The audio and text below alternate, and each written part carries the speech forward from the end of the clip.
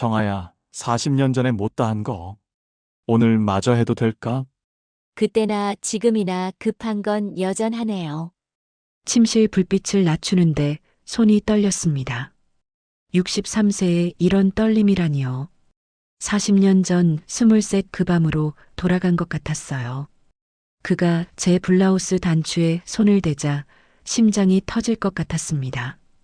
늘어진 살도 신경 쓰였고 주름진 목도 부끄러웠지만 그의 눈빛은 40년 전 그대로였어요. 여전히 예쁘다, 정아야.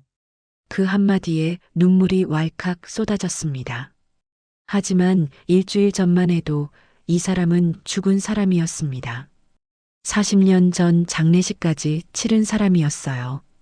그 남자가 왜 갑자기 제 앞에 나타났을까요? 도대체 그동안 어디서 뭘 하고 있었던 걸까요? 오늘 여러분께 제 인생을 통째로 뒤흔든 그날의 이야기를 들려드리겠습니다. 구독과 좋아요로 채널을 응원해주시고 이야기 끝까지 들어주세요. 제 이름은 김정아. 올해 나이로 63세입니다. 강원도 작은 읍내에서 분식집을 운영한 지 벌써 25년째예요. 처음엔 남편이랑 둘이서 시작했는데 10년 전에 남편이 위암으로 떠나고 나서부터는 혼자 꾸려가고 있죠. 새벽 5시면 눈이 떠집니다. 알람 없이도 그냥 떠지더라고요. 몸이 그렇게 길들여진 거예요. 이불을 걷어차고 일어나서 세수하고 가게로 향합니다. 겨울엔 바깥이 아직 깜깜해요. 입김이 뿌옇게 나오는 새벽 공기를 마시면서 걷다 보면 이 길을 얼마나 더 걸을 수 있을까 싶은 생각이 들 때가 있어요. 가게 문을 열면 할 일이 산더미입니다. 어묵 국물부터 올려야 하고 떡볶이 떡은 불려놔야 하고 김밥 속 재료들 손질해야 하죠. 칼을 잡으면 손목이 욱신거려요. 몇 년 전부터 시작된 건데 병원에서는 무리하지 말라고 하더군요. 근데 무리 안 하면 장사를 어떻게 합니까? 아침 7시쯤 되면 단골 손님들이 하나둘 들어옵니다. 사장님, 김밥 2줄이요. 어묵 국물 좀 진하게 해주세요. 저는 웃으면서 응대합니다. 손이 알아서 움직여요. 김밥 말고 떡볶이 담고 거스름 돈 거슬러 주고 25년을 하다 보니까 몸이 기억하는 거죠. 점심때가 제일 바빠요. 근처 공장에서 일하는 사람들이 몰려오거든요. 혼자서 주문받고 만들고 계산하고 치우고 정신없이 돌아다니다 보면 허리가 끊어질 것 같아요. 잠깐 허리를 펴면서 숨을 돌리는데 그때 문득 생각이 들어요. 이걸 나 혼자 언제까지 할 수 있을까? 오후 3시쯤 되면 손님이 뜸해집니다. 그때 저는 구석에 앉아서 늦은 점심을 먹어요. 김밥 자투리랑 떡볶이 남은 거. 혼자 앉아서 먹으면 맛이 없더라고요. 배는 채워지는데 뭔가 허전한 느낌이 계속 들어요. 저녁 8시에 가게 문을 닫습니다.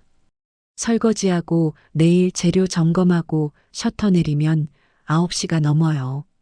가게에서 집까지는 걸어서 10분 거리인데 그 10분이 하루 중 제일 긴 시간이에요. 골목이 어둡습니다. 가로등 불빛만 희미하게 비추는 길을 걷다 보면 발소리가 유난히 크게 들려요. 제 발소리밖에 없으니까요. 집에 들어가면 아무도 없습니다. 현관 불을 켜면 텅 빈 거실이 보이고 부엌은 차갑고 침실은 조용해요. 남편 살아있을 때는 이 집이 이렇게 넓은 줄 몰랐거든요. 둘이 있으면 딱 맞는 크기였는데 혼자 있으니까 너무 커요. TV부터 켭니다. 사람 소리라도 들어야 될 것 같아서요. 뭘 보는지도 모르면서 그냥 틀어놔요. 냉장고에서 뭔가 꺼내서 대충 데워 먹고 씻고 누우면 하루가 끝나요. 천장을 보면서 생각합니다. 오늘 하루도 버텼구나. 근데 이걸 누가 알아주지? 아들은 서울에 있어요. 잘 살고 있죠. 가끔 전화가 오는데 통화는 5분을 못 넘겨요. 엄마 잘 지내지? 응, 잘 지내. 너는? 나도 잘 지내. 바빠서 이만 끊을게. 그게 다예요. 바쁜 거 알아요. 애둘의 직장에 집에 엄마 신경 쓸 여유가 없다는 것도 알아요. 힘들다, 외롭다, 그런 말 안 합니다. 짐이 되기 싫으니까요.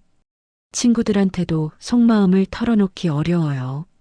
다들 남편 있고, 손주 재롱 얘기하고, 여행 다닌 얘기하고, 거기서 저 혼자 외롭다고 하면 분위기만 깨지잖아요. 그래서 저도 웃으면서 맞장구 쳐요. 좋겠다, 부럽다 이러면서요. 밤에 잠이 안 올 때가 많습니다. 천장만 보다가 새벽 2시, 3시가 돼요. 그러다 겨우 잠들면 또 5시에 눈이 떠지고요. 이게 제 일상이에요.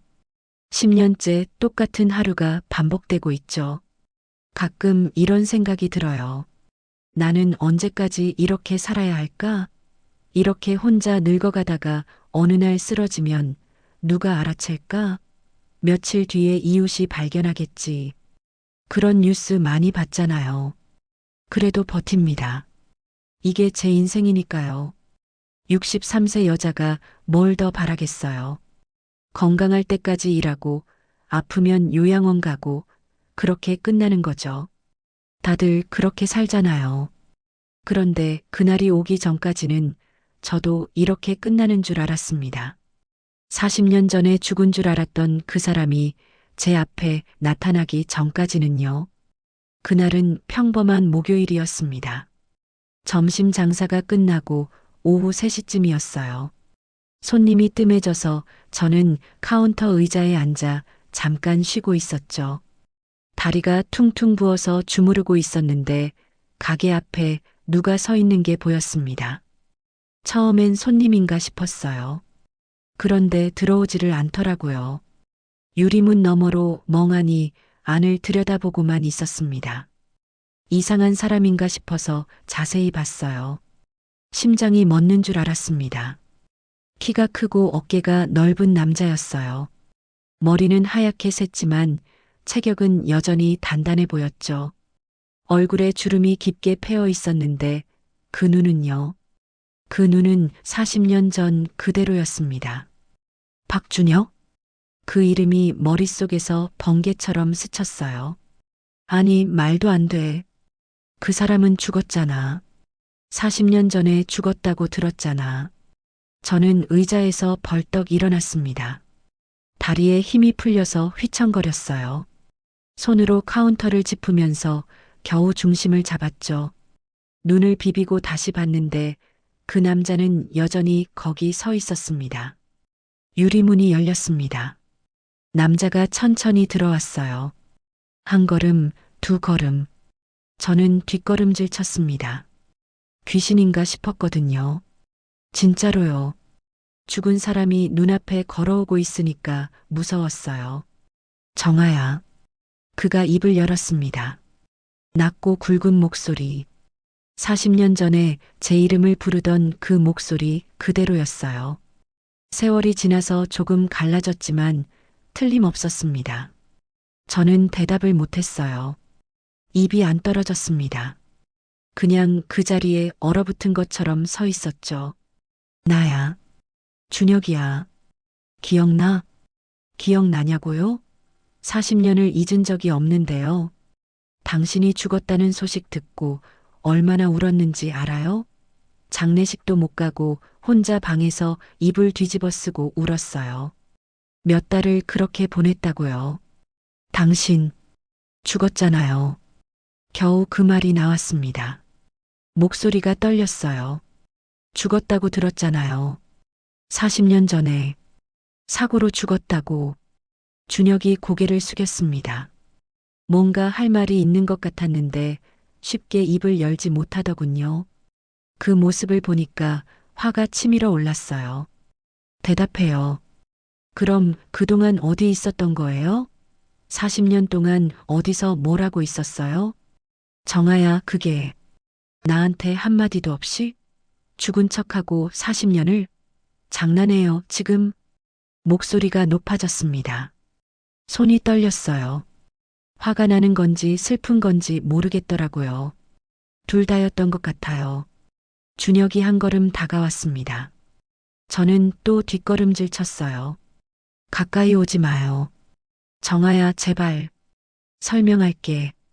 다 설명할 테니까. 설명?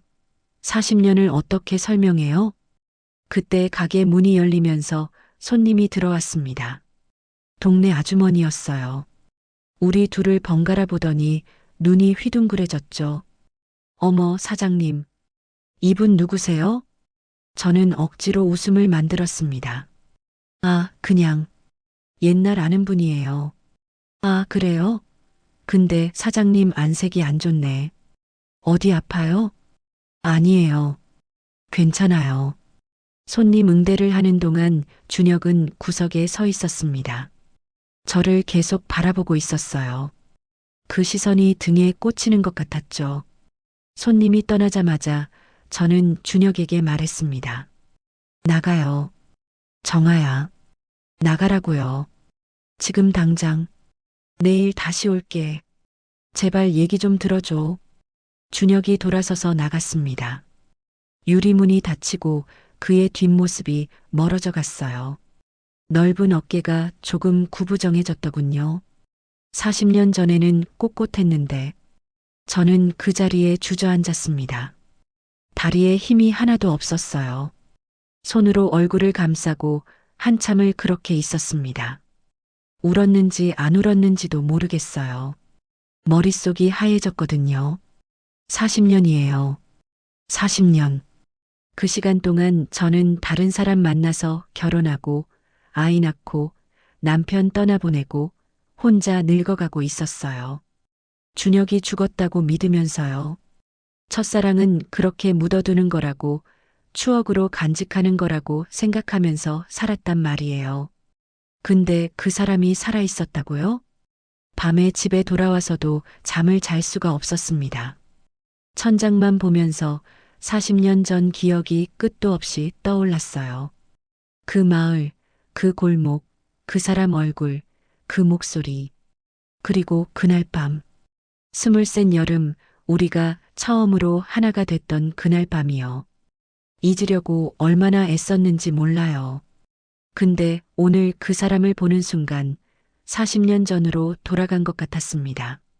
심장이 그때처럼 뛰더라고요. 63세 몸인데 심장만 23살로 돌아간 느낌이었어요. 이게 뭔가 싶었습니다.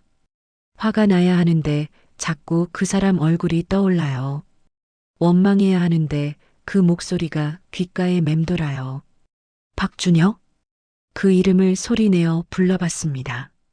10년 전 남편이 떠난 뒤로 아무도 제 심장을 이렇게 뛰게 한 적 없었거든요.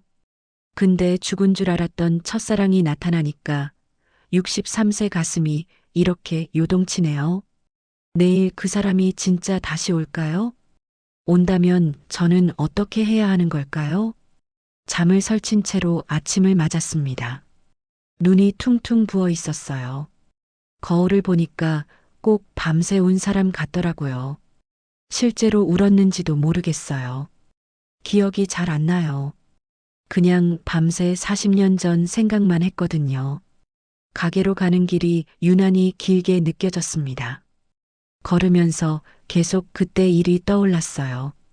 23살 그 여름으로 머릿속이 돌아갔죠.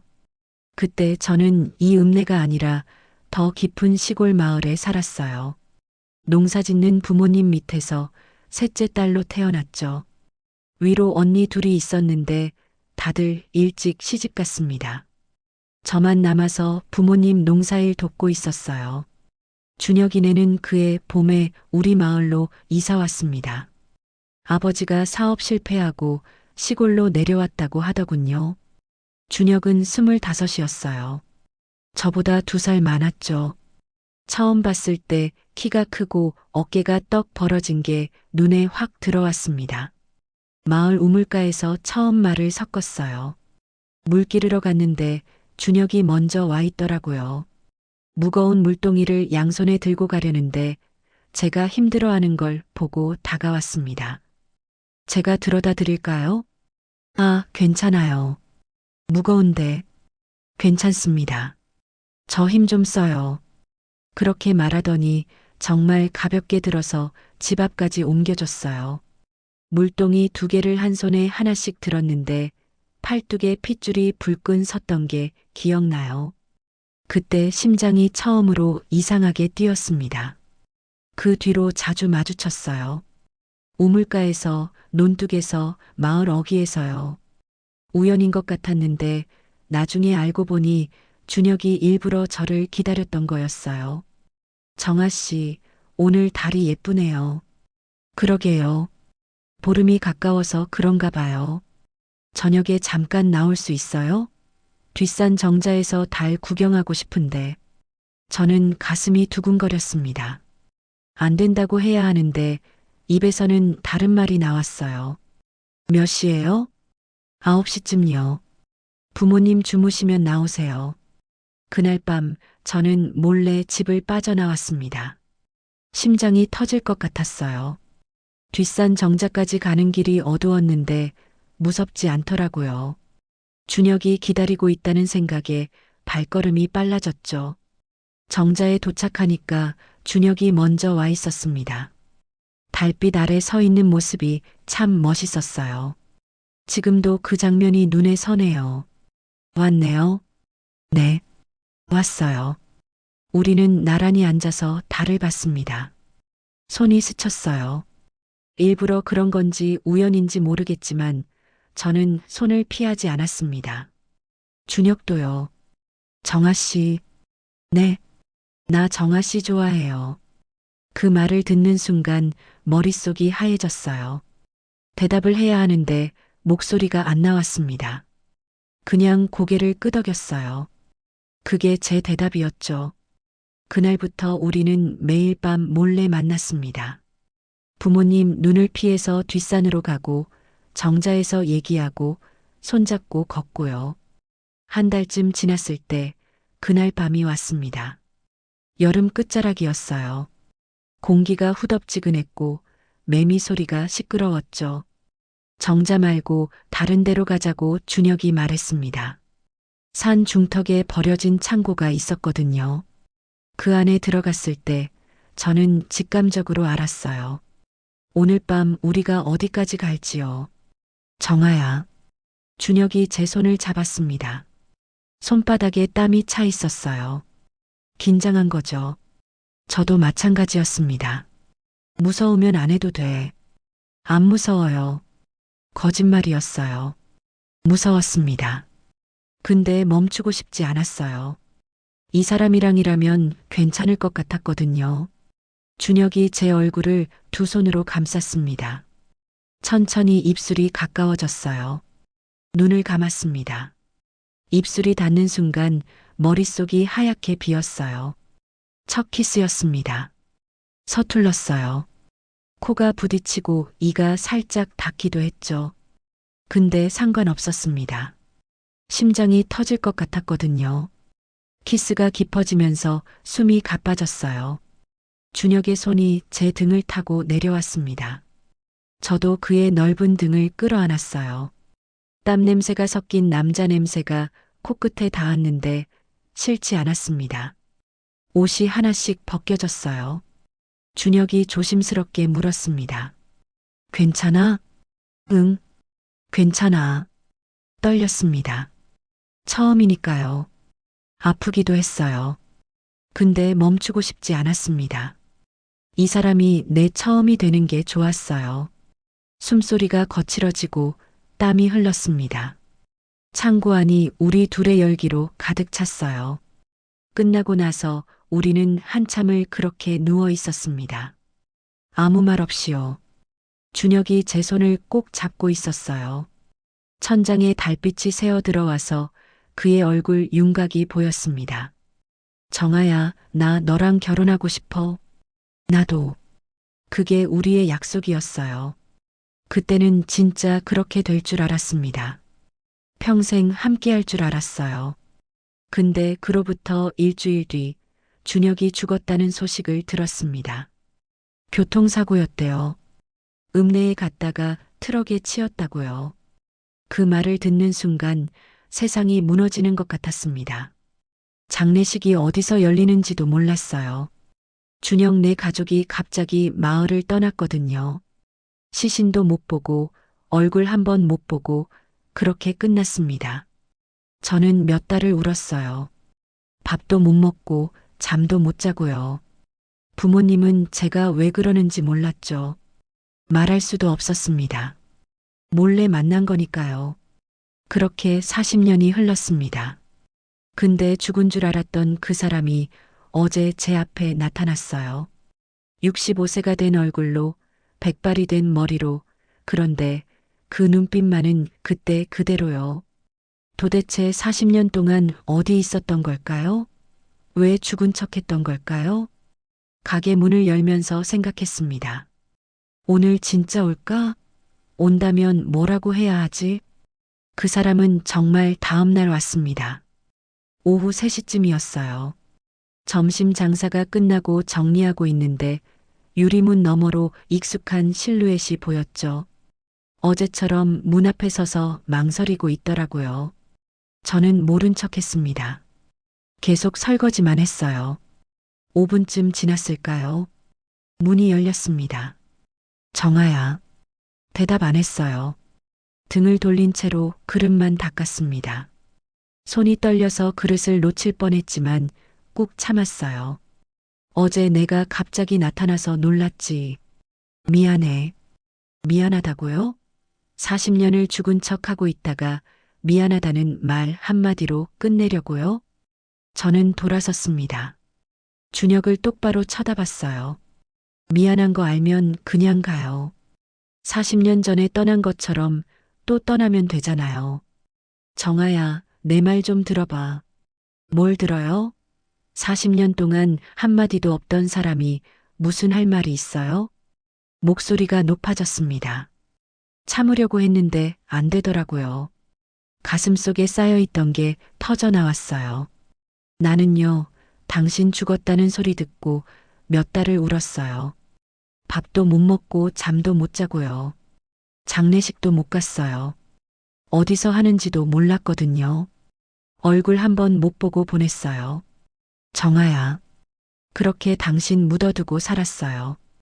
다른 사람 만나서 결혼하고 애 낳고 남편 떠나보내고 그렇게 40년을 살았다고요. 근데 지금 와서 뭘 어쩌자는 거예요? 준혁이 고개를 숙였습니다. 뭐라고 대답해야 할지 모르는 표정이었어요. 나가요. 제발 그냥 나가요.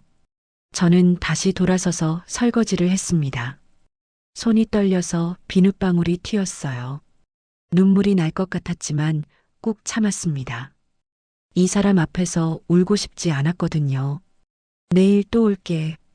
준혁이 그 말만 남기고 나갔습니다. 문 닫히는 소리가 들렸어요. 혼자 남겨지니까 눈물이 터졌습니다. 참았던 게 한꺼번에 쏟아졌어요. 싱크대에 기대서 한참을 울었습니다. 왜 우는지도 모르겠더라고요. 화가 나서 우는 건지, 서러워서 우는 건지, 보고 싶어서 우는 건지. 다음 날도 그 사람은 왔습니다. 그 다음 날도요. 또 그 다음 날도. 매일 오후 3시쯤 나타나서 문 앞에 서 있다가 제가 안 나가면 들어와서 구석에 앉아 있었어요. 말도 안 걸고 그냥 앉아 있기만 했습니다. 손님이 오면 눈치 보다가 나가고요. 저는 무시했어요. 일부러 더 바쁜 척 했습니다. 청소하고 재료 손질하고 뭐든 손에 잡히는 대로 했죠. 그 사람 쳐다보지 않으려고요. 그런데 사흘째 되는 날이었어요. 가게 앞에 쌓아둔 연탄을 안으로 옮겨야 했거든요. 겨울 대비해서 미리 사둔 건데 한 장씩 나르려니까 허리가 끊어질 것 같았습니다. 10장쯤 옮기고 나니까 숨이 턱까지 찼어요. 그때 누가 제 옆으로 왔습니다. 준혁이었어요. 비켜봐. 말도 없이 연탄을 들기 시작하더라고요. 한 번에 4장씩 들어서 안으로 옮겼습니다. 65세라고 믿기지 않았어요. 팔뚝에 핏줄이 불끈 서는 게 40년 전이랑 똑같았거든요. 됐어요. 안 도와줘도 돼요. 거의 다 했어. 제 말을 무시하고 계속 나르더군요. 저는 그냥 서서 지켜봤습니다. 뭐라고 해야 할지 모르겠었어요. 5분도 안 돼서 연탄이 다 옮겨졌습니다. 준혁이 손을 털면서 말했어요. 이런 건 혼자 하면 안 돼. 허리 다쳐. 내가 25년 동안 혼자 했어요. 당신 없어도 잘 살았다고요. 준혁이 아무 말 없이 저를 바라봤습니다. 그 눈빛이 참 이상했어요. 미안함 같은 게 가득 담겨 있었거든요. 알아. 내가 혼자 다 해왔다는 거. 그래서 더 미안해. 그 말을 듣는데 또 눈물이 날 것 같았습니다. 울면 안 되는데 자꾸 눈시울이 뜨거워졌어요. 그만해요. 제발 그만. 저는 가게 안으로 들어갔습니다. 문을 닫고 카운터에 앉았어요. 창밖으로 준혁이 보였습니다. 한참을 서 있다가 돌아서서 걸어가더군요. 그날 밤 잠이 오지 않았습니다. 천장을 보면서 생각했어요. 왜 저 사람은 매일 오는 걸까? 진짜 할 말이 있는 걸까? 40년 동안 어디서 뭘 했던 걸까? 화가 나면서도 궁금했습니다. 밀어내고 싶은데 자꾸 신경이 쓰였어요. 연탄 옮기던 모습이 머릿속에서 떠나지 않았거든요. 40년 전 우물가에서 물동이 들어주던 모습이랑 겹쳤습니다. 일주일이 지났습니다. 준혁은 매일 왔어요. 말없이 와서 구석에 앉아 있다가 가고요. 가끔 무거운 것 옮기는 걸 도와주기도 했습니다. 저는 계속 무시했어요. 근데 어느 순간부터 그 사람이 안 오면 어쩌지 하는 생각이 들기 시작했습니다. 미친 거죠. 40년 동안 날 버려두고 간 사람인데. 그런데 가슴은 이성대로 안 움직이더라고요. 그날도 오후 3시가 됐는데 준혁이 안 왔습니다. 3시 반이 지나고 4시가 됐는데도 안 오더군요. 이상했어요. 일주일 동안 하루도 안 빠지고 왔는데 괜히 불안해졌습니다. 무슨 일 있는 건 아닌가 싶었어요. 5시가 넘어서 문이 열렸습니다. 준혁이 들어왔는데 얼굴이 창백하더라고요. 걸음도 비틀거렸어요. 왜 그래요? 어디 아파요? 저도 모르게 물었습니다. 입에서 그냥 나왔어요. 준혁이 대답도 못하고 그 자리에서 쓰러졌습니다. 심장이 철렁 내려앉았습니다. 준혁이 바닥에 쓰러져 있었어요. 얼굴이 하얗게 질려 있었고 식은땀이 이마에 송글송글 맺혀 있었죠. 저는 허겁지겁 달려가서 그 옆에 무릎을 꿇었습니다. 준혁 씨, 정신 차려요. 대답이 없었어요. 눈은 감겨 있고 숨소리만 거칠게 들렸습니다. 손을 이마에 대보니까 열이 펄펄 끓더라고요. 119에 전화해야 하나, 어떻게 해야 하나, 머릿속이 하얘졌어요. 그때 준혁이 눈을 떴습니다. 괜찮아. 그냥 좀 어지러워서. 이게 괜찮은 거예요? 열이 이렇게 나는데? 며칠 밥을 못 먹어서 그래. 금방 나아. 며칠 밥을 못 먹었다고요? 저는 그제야 준혁을 제대로 봤습니다. 일주일 전 처음 봤을 때보다 얼굴이 더 야윈 것 같았어요. 광대뼈가 도드라지고 눈이 움푹 들어가 있었죠. 왜 밥을 안 먹어요? 그냥 입맛이 없었어. 거짓말인 거 알았습니다. 이 사람 돈이 없는 거예요. 40년 만에 나타났는데 제대로 된 직업이 있을 리가 없잖아요. 어디서 뭘 하고 살았는지도 모르는데. 일어날 수 있어요? 응, 잠깐만. 준혁이 일어나려고 했는데 또 휘청거렸습니다. 저는 얼른 그 팔을 붙잡았어요. 단단한 팔뚝이 손에 잡혔는데 예전보다 살이 빠진 게 느껴졌습니다. 일단 앉아요. 여기 카운터 옆 의자에 앉혔습니다. 그리고 주방으로 가서 라면을 끓였어요. 왜 그랬는지 모르겠어요. 그냥 손이 먼저 움직였습니다. 밥 못 먹었다는 말이 귓가에 맴돌았거든요. 라면이 끓는 동안 계란도 풀고 파도 송송 썰었습니다. 김치도 한 접시 담았어요. 쟁반에 올려서 준혁 앞에 내려놨습니다. 먹어요. 정아야, 이거 먹으라고요. 쓰러진 사람 내쫓을 수는 없잖아요. 준혁이 젓가락을 들었습니다. 손이 떨리더라고요. 얼마나 굶었으면 손까지 떨릴까요? 보는데 마음이 이상했어요. 화가 나면서도 짠하고 밀어내고 싶으면서도 안쓰러웠습니다. 라면을 다 먹고 나서 준혁이 고개를 숙였습니다. 고마워, 정아야. 고맙긴요. 어디서 지내요? 숙소는 있어요? 준혁이 잠깐 망설이더니 대답했어요. 읍내 여관에 있어. 돈은요? 조금 있어. 걱정 마. 또 거짓말이겠죠. 며칠 굶을 정도면 돈이 없는 거잖아요. 저는 한숨을 쉬었습니다. 이 사람을 어떻게 해야 하나 싶었어요. 오늘은 그냥 가요. 내일부터 밥 때 되면 와요. 밥은 줄 테니까. 정아야, 오해하지 마요. 사람이 굶어 쓰러지는 꼴을 못 봐서 그래요. 그것뿐이에요. 준혁이 고개를 끄덕였습니다. 눈가가 붉어지는 것 같았는데 제가 잘못 본 걸 수도 있어요. 그날 이후로 준혁은 점심때마다 왔습니다. 저는 반찬 가게가 아니라 분식집이니까 대단한 건 못 해줬어요. 김밥이나 라면, 떡볶이 같은 거요. 그래도 준혁은 맛있게 먹었습니다. 남기는 법이 없었어요. 밥 먹고 나면 가만히 안 있더라고요. 제가 일하는 걸 보다가 무거운 건 알아서 들어주고 고장난 건 고쳐줬습니다. 싱크대 수도꼭지가 물이 새는 걸 어떻게 알았는지 공구 들고 와서 뚝딱 고치더군요. 이거 언제부터 샜어? 한 달 됐을걸요. 바빠서 술이 못 불렀어요. 앞으로 이런 건 말해. 내가 할게. 당연하다는 듯이 말하는 게 이상했습니다. 마치 원래 여기 있던 사람처럼요. 어느 날은 가게 앞 평상 다리가 부러졌어요. 손님들이 앉는 건데 위험해서 치워야 하나 고민하고 있었거든요. 준혁이 그걸 보더니 나무를 구해와서 새로 다리를 만들어줬습니다. 목공도 할 줄 알아요? 이것저것 하면서 살다 보니까 40년 동안 뭘 하면서 살았는지 여전히 모르겠어요. 물어보고 싶었지만 입이 안 떨어지더라고요. 물어보면 대답해야 하고 대답을 들으면 이 사람을 더 알게 되니까요. 더 알게 되면 더 흔들릴 것 같았습니다. 그런데 이미 흔들리고 있었어요.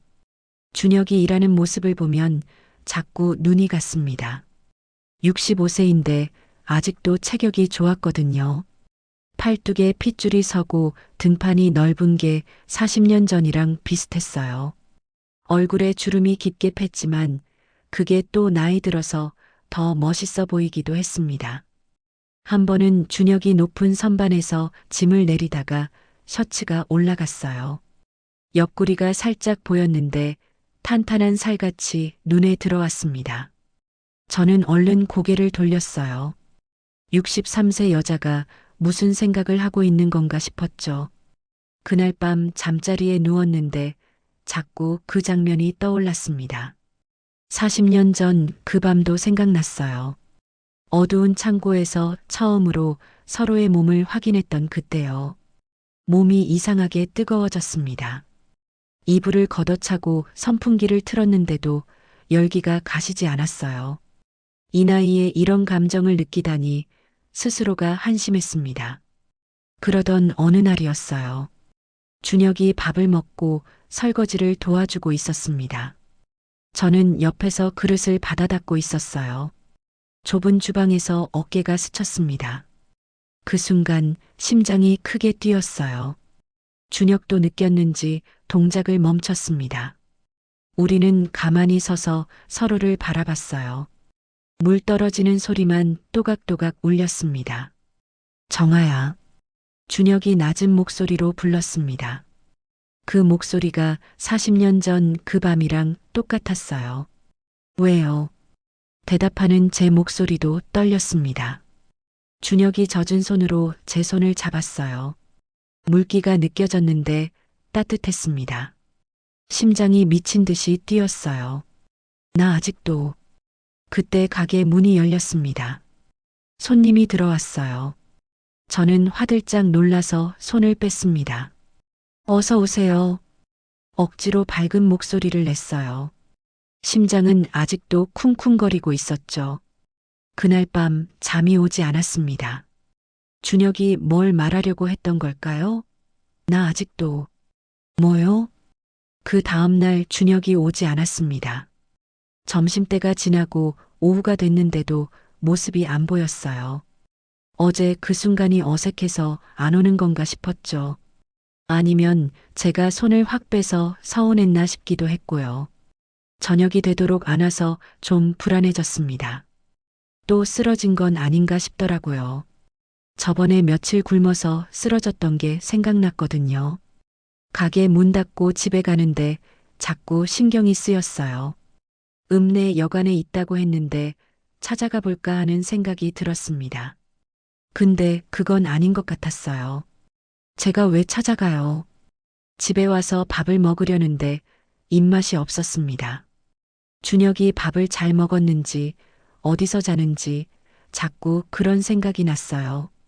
화가 났습니다. 저한테요. 40년 동안 죽은 척 한 사람인데 왜 이렇게 신경이 쓰이는 건지. 다음 날 아침 가게 문을 여는데 누가 앞에 서 있었습니다. 준혁이었어요. 근데 상태가 이상했습니다. 얼굴이 창백하고 눈 밑에 그늘이 져 있었죠. 밤을 새운 사람 같았어요. 어디 아파요?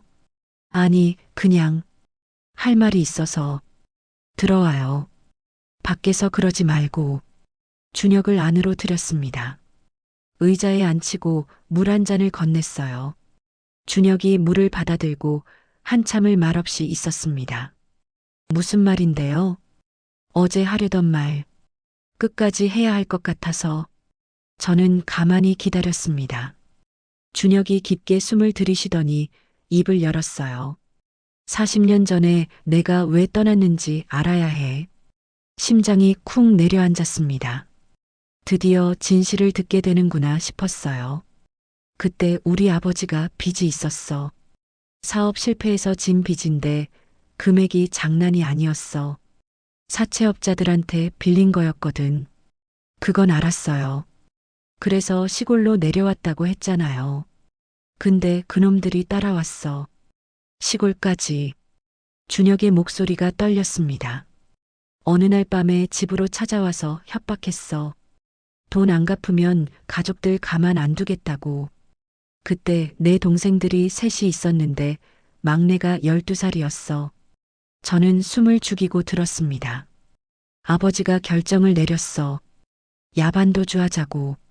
근데 그냥 도망가면 계속 쫓아올 테니까 죽은 척 하자고 했어. 온 가족이 사고로 죽은 걸로 위장하자고. 그게 무슨. 이웃 마을에서 진짜 교통사고가 났었어. 신원 확인이 안 되는 시신들이 있었고 아버지가 뇌물을 줘서 그 시신들을 우리 가족으로 처리했어. 우리는 그날 밤 도망쳤고 머릿속이 멍해졌습니다. 그래서 장례식이 어디서 열렸는지도 몰랐던 거예요. 애초에 진짜 장례식이 아니었으니까. 나는 반대했어. 정아, 너한테 말이라도 하고 가자고. 근데 아버지가 안 된다고 했어.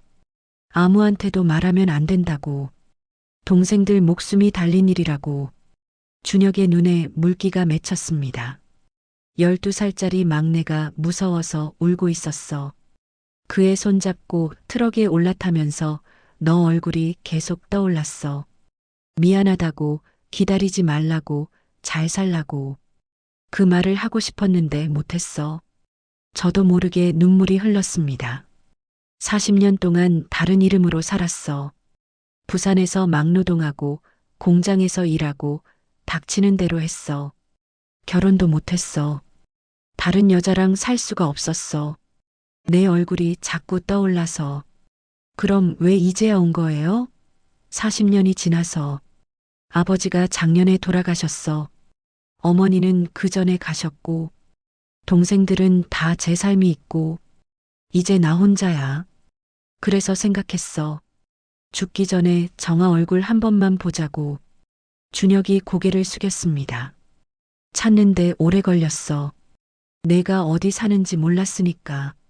수소문하고 다니다가 여기까지 왔어. 너 찾았을 때 얼마나 기뻤는지 몰라. 근데 막상 앞에 서니까 무슨 말을 해야 할지 모르겠더라. 그래서 매일 문 앞에만 서 있었어요? 응. 미안하다는 말도, 보고 싶었다는 말도 입에서 안 나왔어. 내가 날 밀어내는 게 당연하다고 생각했어. 40년을 버린 놈이니까. 저는 한참을 아무 말도 못했습니다. 화가 났어요. 왜 진작 안 데려갔냐고, 왜 혼자 두고 갔냐고 소리치고 싶었습니다. 근데 동시에 이해도 됐어요. 12살짜리 동생이 울고 있는데 어떻게 해요? 가족 목숨이 달린 일이었는데 원망했어요. 제가 입을 열었습니다. 40년 동안 원망했어요. 왜 날 두고 갔을까? 나한테 무슨 잘못이 있었나? 그 생각만 했어요. 미안해, 정아야. 정말 미안해. 근데 이제 알았어요. 당신 잘못이 아니었다는 거. 어쩔 수 없었다는 거. 준혁이 고개를 들어 저를 봤습니다. 눈물이 볼을 타고 흐르고 있었어요. 65세 남자가 우는 모습을 처음 봤습니다. 용서해 줄 수 있어? 저는 대답 대신 준혁의 손을 잡았습니다. 거칠고 투박한 손이었어요. 40년 동안 고생한 티가 났죠. 용서고 뭐고 없어요. 그냥 이제 알았으니까 됐어요. 준혁이 제 손을 꼭 쥐었습니다. 따뜻했어요. 우리는 한참을 그렇게 손잡고 앉아 있었습니다. 아무 말 없이요.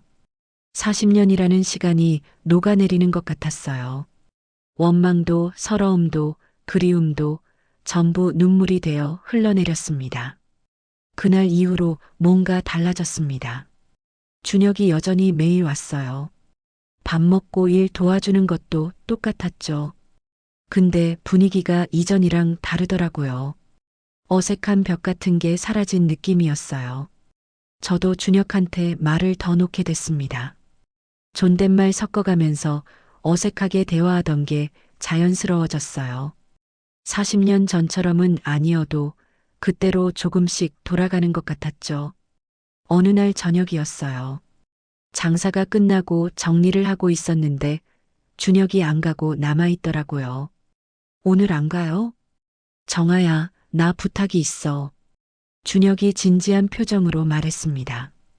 뭔데요? 오늘 저녁 같이 먹자. 내가 살게. 무슨 돈으로요? 여간비도 빠듯하면서 조금 모아뒀어. 이거 쓰려고. 준혁이 주머니에서 봉투를 꺼냈습니다. 얼마 안 되는 돈이었지만 이 사람한테는 전부일 거예요. 됐어요. 그 돈 아껴요. 제발, 한 번만. 그 눈빛을 보니까 거절할 수가 없었습니다. 읍내 작은 식당으로 갔어요. 칼국수 파는 집이었죠. 준혁이 칼국수 2그릇이랑 수육을 시켰습니다. 수육까지는 안 돼요. 비싸잖아요. 괜찮아. 오늘은 특별한 날이니까. 뭐가 특별한데요? 내가 나를 용서해 준 날. 그 말을 듣는데 가슴이 먹먹해졌습니다. 칼국수가 나왔어요.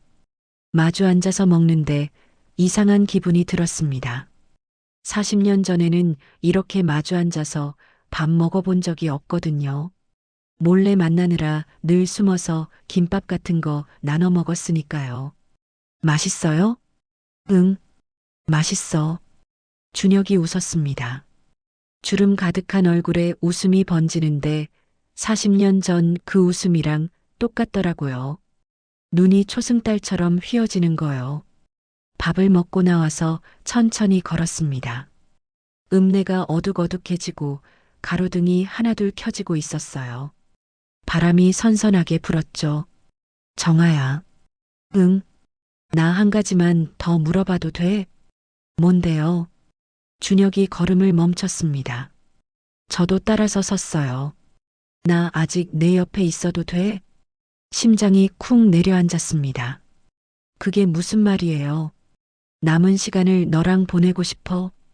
며칠이든 몇 달이든 몇 년이든 내가 허락해주면. 저는 대답을 못했어요. 너무 갑작스러웠거든요. 부담 가지지 마. 그냥 옆에만 있으면 돼.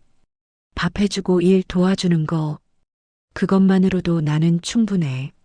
준혁 씨, 65년 살면서 후회되는 게 딱 하나야. 40년 전에 널 두고 간 거, 그 후회를 안고 죽고 싶지 않아. 그래서 이제라도 내 곁에 있고 싶어. 가로등 불빛 아래 서 있는 준혁의 얼굴이 보였습니다. 눈가에 잔주름이 가득했어요. 세월의 무게가 고스란히 느껴졌죠. 나도요. 제 입에서 그 말이 나왔습니다. 나도 준혁 씨 옆에 있고 싶어요. 63년 살면서 이렇게 심장 뛰는 건 40년 만이에요. 준혁이 제 손을 잡았습니다. 거친 손바닥이 따뜻했어요. 고마워, 정아야. 우리는 손을 잡고 천천히 걸었습니다. 아무 말 없이요. 그냥 옆에 있다는 것만으로도 가슴이 벅찼어요. 집 앞에 도착했을 때 준혁이 멈칫거렸습니다. 돌아가야 하는데 발이 안 떨어지는 표정이었어요. 들어올래요? 제가 먼저 말했습니다. 왜 그랬는지 모르겠어요. 그냥 입에서 나왔어요. 괜찮아? 10년 동안 혼자 살았어요. 오늘은 혼자 자기 싫어요. 준혁이 고개를 끄덕였습니다. 집 안으로 들어왔어요. 문을 닫으니까 갑자기 심장이 빠르게 뛰기 시작했습니다. 40년 전 그 밤이 떠올랐거든요. 어두운 창고에서 처음으로 서로를 안았던 그때요. 정아야. 준혁이 낮은 목소리로 불렀습니다. 돌아보니까 그가 바로 앞에 있었어요. 숨소리가 들릴 정도로 가까웠습니다. 나 40년 동안 너만 생각했어. 그 손이 제 뺨을 감쌌습니다. 거칠지만 조심스러운 손길이었어요. 저는 눈을 감았습니다. 입술이 닿았어요. 40년 만의 키스였습니다. 서툴렀어요. 입술이 마르고 갈라져 있었죠. 근데 상관없었습니다. 심장이 터질 것 같았거든요. 키스가 깊어졌어요. 숨이 가빠지고 몸이 뜨거워졌습니다. 준혁의 손이 제 등을 감쌌어요. 저도 그의 넓은 등을 끌어안았습니다. 40년 전보다 살이 빠졌지만 여전히 단단했어요. 방으로 갈까? 준혁이 속삭였습니다. 떨리는 목소리였어요. 응. 침실로 들어갔습니다. 불은 켜지 않았어요. 창문으로 달빛이 희미하게 들어왔죠. 준혁이 조심스럽게 물었어요. 천천히 해도 되지? 우리 나이가 있으니까. 그래요. 천천히요. 웃음이 났습니다. 63세와 65세가 첫날 밤처럼 떨고 있으니까요. 블라우스 단추가 하나씩 풀렸어요. 준혁의 손이 떨리고 있었습니다. 저도 그의 셔츠 단추를 풀었어요. 손가락이 말을 안 듣더라고요. 옷이 벗겨지면서 서로의 몸이 드러났습니다. 40년 전과는 달랐어요.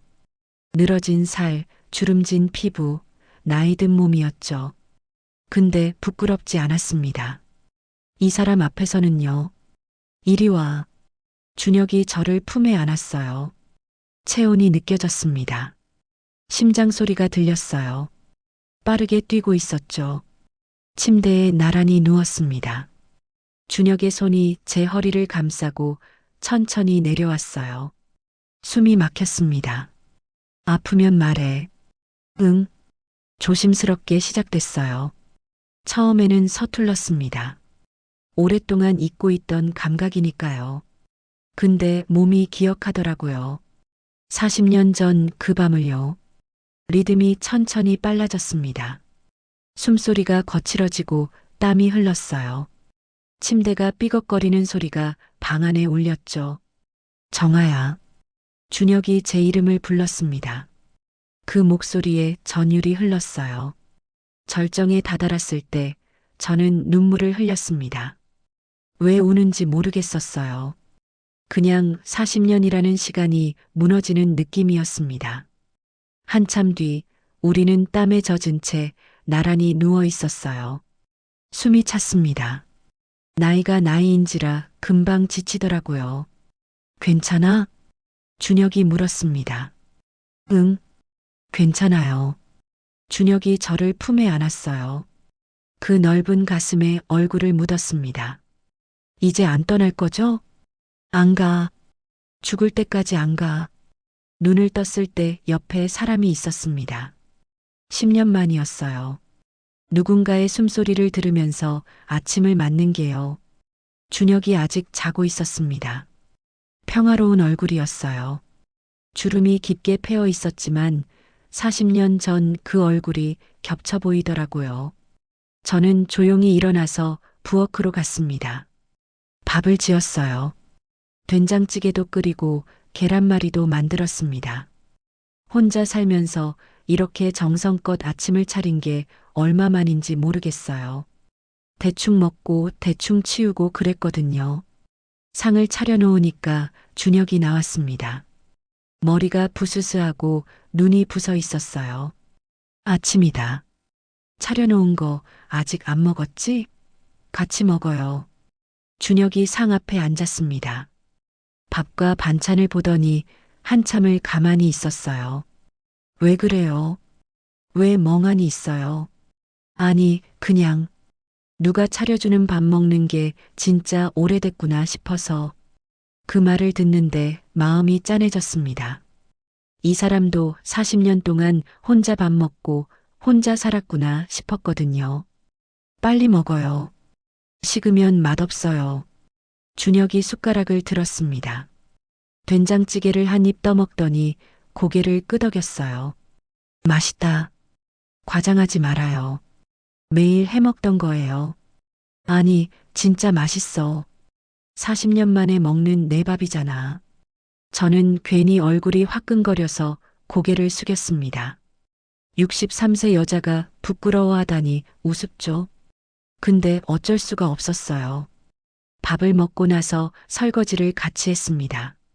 준혁이 씻고 저는 헹구고요. 어젯밤처럼 좁은 부엌에서 어깨가 닿았어요. 근데 이번에는 피하지 않았습니다. 정아야. 응. 나 여관에서 나와도 될까? 심장이 덜컥 내려앉았습니다. 여기서 같이 살자는 거예요? 부담되면 안 해도 돼. 그냥 물어본 거야. 저는 잠깐 생각했습니다. 사람들이 뭐라고 할까? 아들은 어떻게 생각할까? 그런 걱정이 스쳤어요. 근데 금방 사라지더라고요. 들어와요. 여기서 같이 살아요. 진짜? 여간비 아끼면 되잖아요. 그리고 나도 이제 혼자 자기 싫어요. 준혁이 저를 끌어안았습니다. 젖은 손으로요. 물기가 옷에 묻었지만 상관없었어요. 그날 오후에 준혁이 여관에서 짐을 가지고 왔습니다. 짐이라고 해봤자 옷가방 하나랑 작은 보따리가 전부였어요. 65년 인생이 그것밖에 안 되나 싶어서 마음이 아팠습니다. 이게 다야? 응. 이것저것 떠돌아다니느라 짐이 없어. 이제 여기가 집이에요. 짐 천천히 늘리면 되지요. 준혁이 웃었습니다. 그 웃음이 참 좋았어요. 저녁에 아들한테 전화했습니다. 말해야 할 것 같았거든요. 숨기고 살 수는 없으니까요. 엄마, 무슨 일이야? 갑자기 전화하고. 잠깐 시간 돼? 응, 말해. 저는 깊게 숨을 들이쉬고 말했습니다. 엄마 좋은 사람 만났어. 전화기 너머로 침묵이 흘렀어요. 한참 뒤에 아들이 입을 열었습니다. 뭐라고? 엄마가? 응. 옛날에 알던 사람인데 다시 만났어. 갑자기 무슨 소리야? 사기꾼 아니야? 아니야. 40년 전부터 알던 사람이야. 자세한 건 나중에 말해줄게. 또 침묵이었어요. 아들이 뭐라고 할지 긴장됐습니다. 엄마, 그 사람 괜찮은 사람이야? 응, 괜찮은 사람이야. 엄마가 좋으면 나도 좋아. 근데 조심해. 나이 들어서 사기당하는 사람 많아. 알았어. 걱정해줘서 고마워. 전화를 끊고 나서 한숨이 나왔습니다. 반대할 줄 알았는데 의외였어요. 아들이 크긴 컸구나 싶었죠. 며칠이 지났습니다. 동네 사람들이 수군거리기 시작했어요. 분식집 사장한테 남자가 생겼다고, 둘이 같이 사는 것 같다고요. 뒷담화가 귓가에 들려왔습니다. 저 나이에 무슨 연애야. 그러게. 창피한 줄도 모르나 봐. 예전 같았으면 신경 쓰였을 거예요. 근데 이상하게 상관없더라고요. 남들이 뭐라고 하든 제 인생이니까요. 준혁한테 말했습니다. 동네 사람들이 수군거려요. 신경 안 쓰여요? 신경 쓰여? 아니요. 하나도 안 쓰여요. 그럼 됐어. 나도 안 쓰여. 우리는 마주보고 웃었습니다. 한 달이 지났어요. 준혁은 가게 일을 완전히 도맡다시피 했습니다. 무거운 건 나르고 설거지하고 청소하고요. 저는 음식 만드는 데만 집중할 수 있게 됐죠. 덕분에 허리 아픈 것도 좀 나아졌어요. 매일 밤 우리는 같은 침대에서 잠들었습니다. 매번 관계를 갖는 건 아니었어요. 나이가 나이인지라 체력이 안 따라줬거든요. 그냥 서로 안고 자는 것만으로도 충분했습니다. 어느 날 밤 준혁이 물었어요. 정아야, 행복해? 갑자기 왜 그래요? 그냥 내가 행복한지 궁금해서. 저는 준혁의 가슴에 얼굴을 묻으며 대답했습니다. 행복해요. 63년 살면서 지금이 제일 행복해요. 나도야. 65년 살면서 지금이 제일 행복해. 그 말을 듣는데 눈물이 났어요. 우리 늦었죠? 40년이나 떨어져 있었으니까. 늦지 않았어. 이제부터 시작이야. 준혁이 제 손을 꼭 쥐었습니다. 남은 시간 전부 너한테 줄게. 10년이든 20년이든 내가 살아있는 동안 내 옆에 있을게. 약속해요? 응, 약속해. 저는 그 손을 꼭 잡았습니다. 거칠고 투박한 손이었어요. 40년 동안 고생한 손이었죠. 근데 지금은 제 손을 잡고 있었습니다. 사랑은 나이를 묻지 않는다고 하잖아요. 저는 63세에 그 말을 알게 됐습니다. 40년을 기다린 사랑이 드디어 제자리를 찾은 거예요. 아침에 눈을 뜨면 옆에 사람이 있습니다. 따뜻한 밥을 같이 먹습니다. 밤에 잠들 때 누군가의 체온이 느껴집니다. 그게 이렇게 행복한 건 줄 몰랐어요. 여러분, 늦은 사랑은 없습니다. 포기하지 마세요. 60이 넘어도 70이 넘어도 사랑은 찾아옵니다. 용기만 내면 돼요. 저는 63세에 다시 사랑을 시작했습니다. 여러분도 할 수 있어요.